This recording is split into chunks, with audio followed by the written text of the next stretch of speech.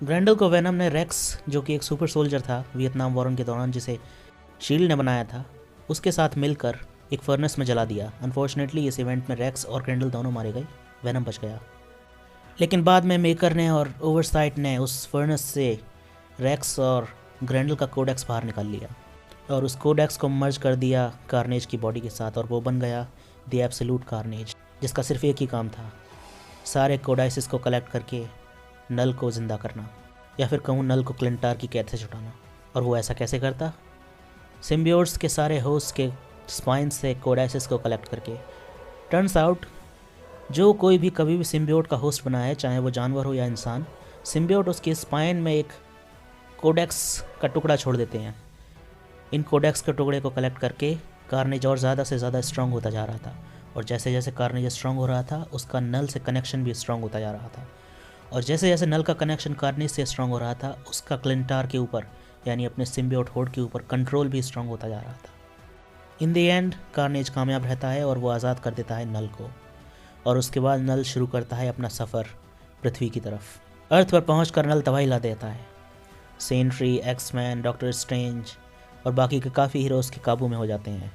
Eddie Brock भी नल से लड़ने की कोशिश करता है, लेकिन नल नल है, सिम्बियोट्स का गॉड। एडी उसके सामने बिल्कुल टिक नहीं पाता और मारा जाता है। वेनम को नल अब्जॉर्ब कर लेता है। आखिरी बैटल में नल के सामने आते हैं एडी का बेटा डिलन ब्रॉक और herald of Galactus Thor. Jean Grey पता लगाती है कि आखिर नल की कमज़ोरी क्या है, जिससे उसे पता लगता है कि नल की कमज़ोरी है रोशनी। And as it happens to be, Enigma Force Earth के अंदर घुसने की कोशिश कर रही थी, लेकिन वो घुस नहीं पा रही थी क्योंकि नल ने पूरी अर्थ को अपनी डार्कनेस से सराउंड कर रखा था। तो उसे अंदर आने में मदद करता है सिल्वर सर्फर, लेकिन सिल्वर सर्फर के अंदर आते ही एनिग्मा फोर्स उसमें से निकलकर अपने असली होस्ट को ढूंढने चली जाती है। सर्फर, थोर और डिलन ब्रॉक नल को ख़त्म करने की कोशिश करते हैं, लेकिन एनिग्मा फोर्स कहाँ गई और वो अर्थ पर किसके लिए आई थी? अब क्योंकि स्टोरी सिम्बियोट गॉड की है तो ऑब्वियसली एनिग्मा फोर्स किसी सिम्बियोट के होस्ट को ही चुनेगी। एनिग्मा फोर्स चुनती है एडी ब्रॉक को, जो कि इस टाइम मर चुका था। एनिग्मा फोर्स से मर्ज होने के बाद एडी बन जाता है कैप्टन यूनिवर्स और उसमें गॉड लेवल का बदलाव आता है, लेकिन इसके बाद भी उसे ज़रूरत थी एक वेपन की, तो वो सिल्वर सर्फर का बोर्ड और थॉर के हैमर को कंबाइन करके बनाता है एक बैटल एक्स, जिसका शेप एडी के सिम्बियोट के एम्बलम जैसा ही था, और इस एक्स से एडी नल पर ढा देता है कहर। बाद में एडी नल को सूरज में ले जाकर राख कर देता है, पर मरने से पहले नल उसे कहता है कि तुम अंधेरे से कभी नहीं भाग पाओगे, अंधेरा अनंत है, ये तुम में है और तुम्हारे बच्चे में भी है। इसके बाद एनिग्मा फोर्स एडी को छोड़कर चली जाती है और वेनम वापस ज़िंदा हो जाता है और एडी बन जाता है the new king in black, सारे सिम्बियोट्स का राजा। अब बात कर लेते हैं स्टोरीज़ के उन एस्पेक्ट्स की जो कन्फ्यूजिंग हैं, अनएक्सप्लेन्ड हैं और ज़्यादातर लोगों की समझ में नहीं आए होंगे। तो नंबर 1, सेलेस्टियल्स। अब सेलेस्टियल्स कौन है? सेलेस्टियल्स की काफ़ी डिटेल्स है, लेकिन सिर्फ मैं इन्हें छोटे शब्दों में कंबाइन करूं तो ये कहना सही होगा कि यूनिवर्स के क्रिएटर्स हैं। जो भी है planets, stars, ETC etcetera Marvel universe में, वो सेलेस्टियल्स ने बनाया है। इनके बारे में और जानना है तो तुम मार्वल की मूवी इटर्नल्स चेकआउट कर सकते हो। Number 2, 6th and 7th Cosmos. अब इसका मतलब क्या है? अब मार्वल यूनिवर्स में मल्टीवर्स रिन्यूअल होता रहता है, मतलब एक मल्टीवर्स ख़त्म होता है, दूसरा मल्टीवर्स सेलेस्टियल बनाते हैं, फिर वो दूसरा मल्टीवर्स ख़त्म होता है, फिर तीसरा मल्टीवर्स सेलेस्टियल बनाते हैं। तो जब छठा मल्टीवर्स ख़त्म हो रहा था और वो 7वां शुरू कर रहे थे, तो जिस जगह पर वो 7वां मल्टीवर्स शुरू कर रहे थे वो जगह पर ही था Knull. Number 3, the Maker. The Maker Fantastic Four के लीडर रीड रिचर्ड का इविल वर्जन है।